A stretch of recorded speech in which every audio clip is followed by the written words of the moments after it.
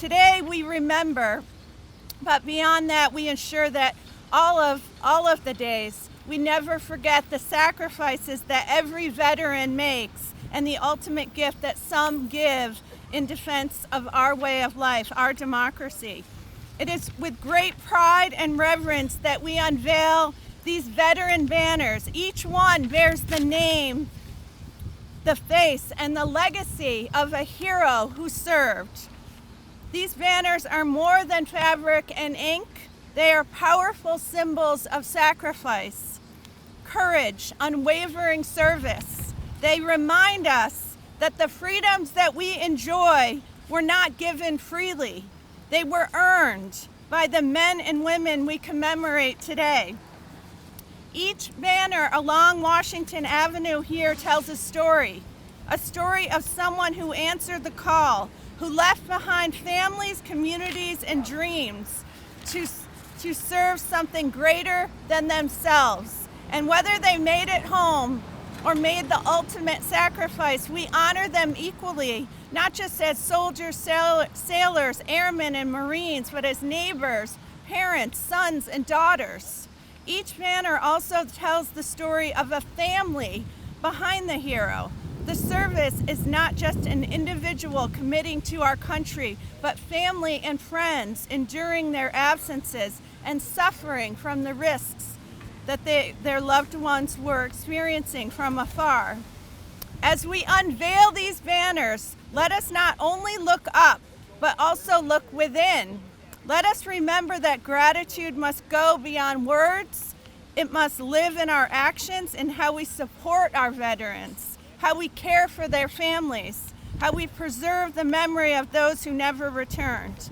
Let these banners wave not just with the wind, but with our collective promises that we will carry their memory forward, that we will never take their sacrifice for granted. This is such an important partnership, long overdue. As I travel through this great county of ours to the small communities, and it's like they got so much pride, and wherever you go, you see banners up of the people that lived there that served. This should have been done first, not last. To the men and women that served, thank you. To the families that are here, thank you. It's about you, it's about your families, and it's about taking pride in our community, going down the street and seeing these banners of people who serve. So people take a minute of their time to read that sign, to maybe look that person up to say, hey, who is that person? Or I might have knew that person, I didn't know they served. Because a lot of veterans don't look for the pats on their back. They're not looking for the medals. They do it because they want to serve their community, and they come back and they're a fabric of their community and give back quietly without saying anything. So to anyone watching this, listening to it, please, if you have someone out there that you know, a loved one of yours, a family member, a friend, a relative, submit their names so this only grows in a partnership. And I do want to say to our chairwoman, thank you. To our deputy chair, thank you. To all the legislators that made this possible, and Scott Leslie, our veterans director, as we moved into the College of St. Rose, the former College of St. Rose, as we continue to grow in our services, like Joanne said, look for more stuff to get done for veterans. But again, I do want to thank the legislature for making this possible, my veterans office, and everyone that was involved. Thank you.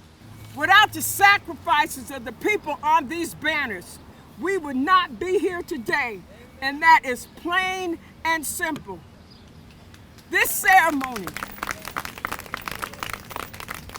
also holds a special place in my heart because just over there on that corner, my father, Joe King McLaughlin, is one of the veterans being honored today. To share some perspective, my father served in the United States Army as a technician on the Red Ball Express during the Battle of the Bulge in World War II. As I look out here today, I see the Brace family, whose father I went to school with, and who was a POW in the Vietnam War. He's also been honored today with one of these banners. Despite what Hollywood puts on screen and many history books focusing on the front lines, it was the mastery of logistics, delivering ammunition and supplies that were the key in destroying the Nazi war machine. And the trucks at the heart of that supply chain were driven primarily by black soldiers on the Red Ball Express.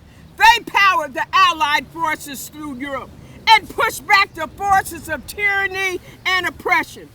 He passed away in 1981, but his legacy of service continues through myself, my sister Dr. Carolyn McLaughlin, my daughter Jacqueline Jones, who is the first woman and the first black commander of the American Legion Post 1610. And all of our family members are here today. Beyond this, I do want to individually recognize each of the other heroes joining him in this tribute.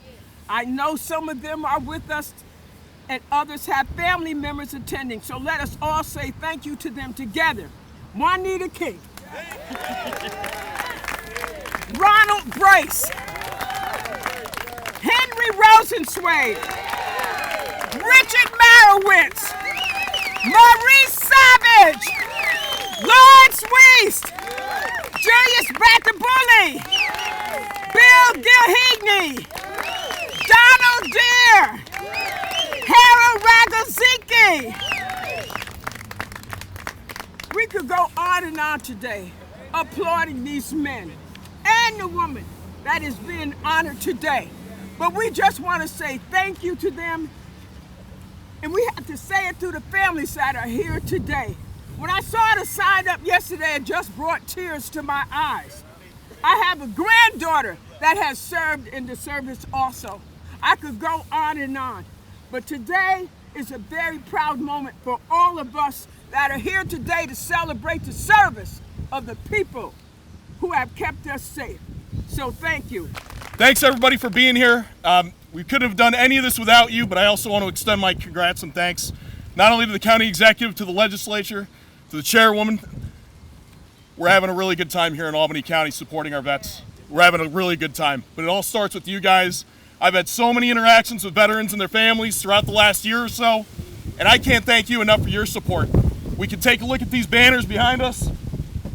We might not know their names, but we can think about their service and what they've done for us. Right now we're standing on the shoulders of giants, and we feel it every day with freedom. So we owe you the thanks. Thank you so much for this opportunity. I also just want to add, on behalf of Mayor Sheehan, who wishes she could be here, but she's in D.C. right now, fighting the good fight, but she also comes from a family of veterans.